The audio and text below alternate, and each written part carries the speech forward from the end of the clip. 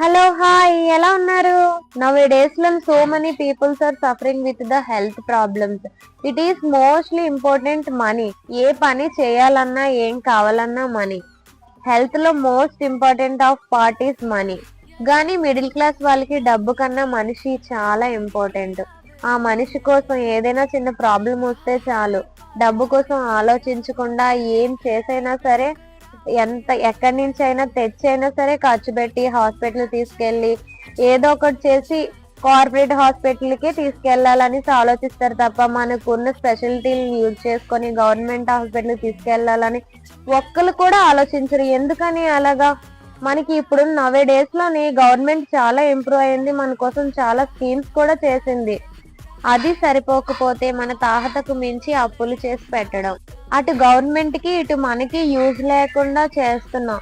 అదే వాళ్ళు ఇచ్చిన స్కీమ్స్ ని